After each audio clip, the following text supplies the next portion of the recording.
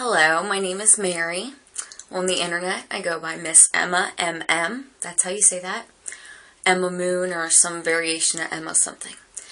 I will be taking part in the Disney College program fall 2014.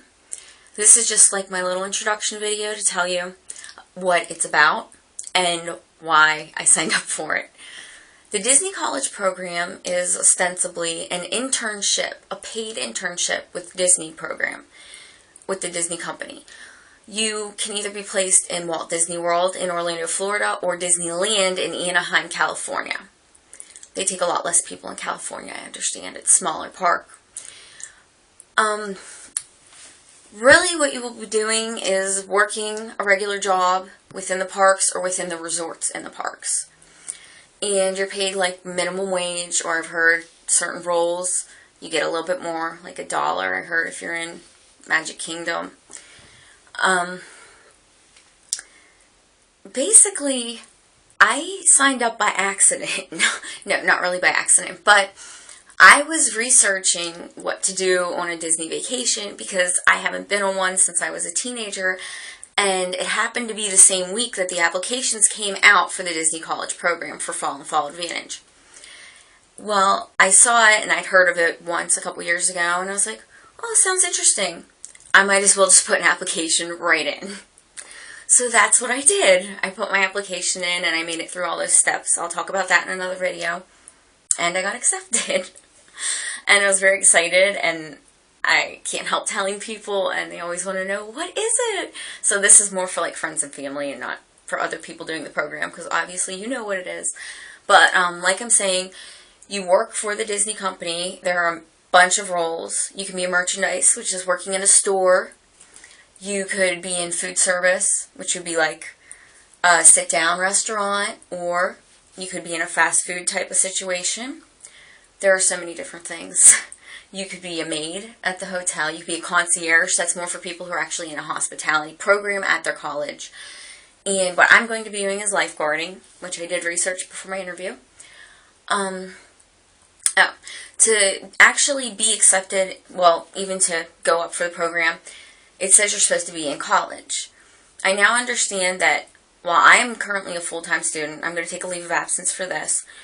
You do not have to be a full-time student. And don't worry, you don't have to be 17 or, well, not 17, you have to be at least 18, but don't worry, you don't have to be 18.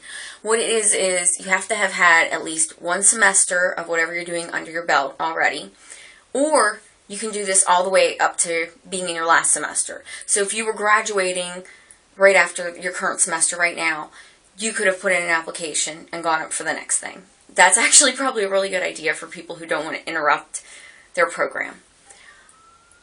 I wasn't sure exactly who was eligible. I'm going to a trade or business school for a 2-year associate's degree.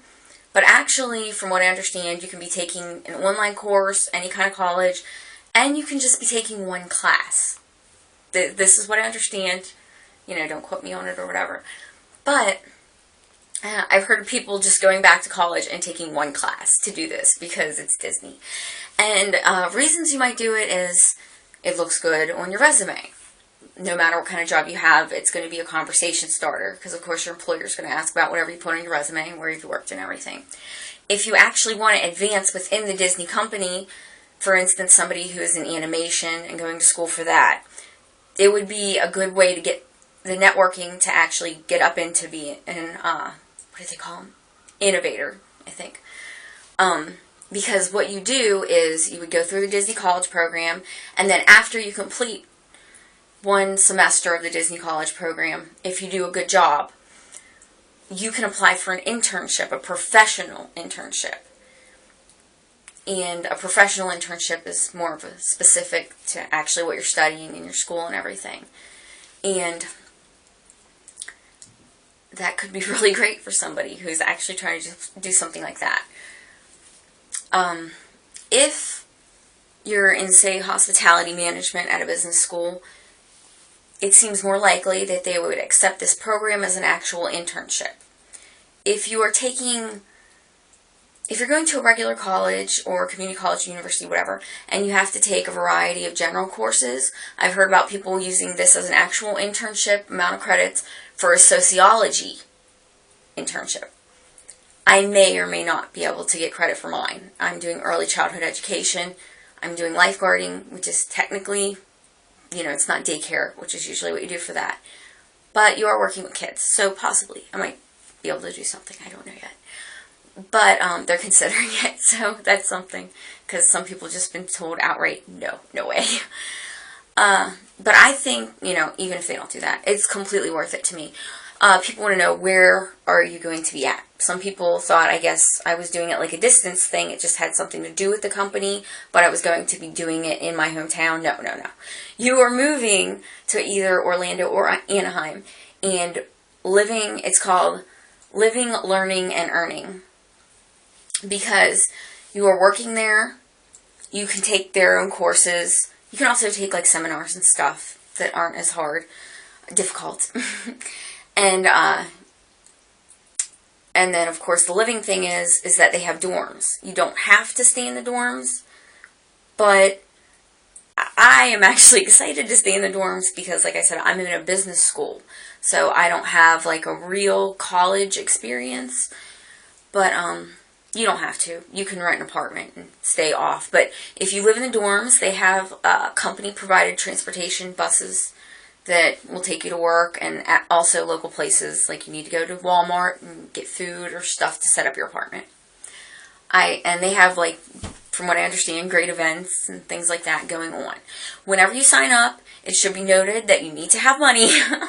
Luckily, I had some money. Because you have to pay a fee. And what you're paying for is two different things. One is your first couple weeks of rent, because, like most jobs, I assume they're holding some of it back, or I'm not actually positive about that, because I know they have this thing where you get paid every Thursday. They call it Epcot. Every paycheck comes on Thursday. See, I already know some lingo. But it might just be because your first week might be one day, and then you might have a couple days off or something. So I know, like, not everybody has, supposedly I'm supposed to have a lot of training in the beginning, so I guess that I don't know exactly what I will make that first week. Like I said, it's minimum wage, it's not a ton of money. So they want to make sure that they can get the first couple weeks rent off of you, which is for your dorm you're living in. And if I understand correctly, if you change your mind whenever they send you the form 10 days before you go, you will be allowed to put in and tell them that you don't want to do it, and I guess you get that part of the money back, but I'm not positive. Like I said, don't quote me. And the other $100, I'm not sure if I said what the amount is, but for Disney World it's $300, so it's $200 for your room and board your room the first 2 weeks. And the other $100 is activity fees, because they have parties and different kinds of things while you're living there. In California, I'm not positive, I think it's like $800 or $900, because the apartments are more expensive, higher cost of living and stuff, and also there's a security deposit required, and they look pretty nice, so that makes sense to me. I watch a lot of YouTube videos. So that's going to be it for this right now. Talk to you later.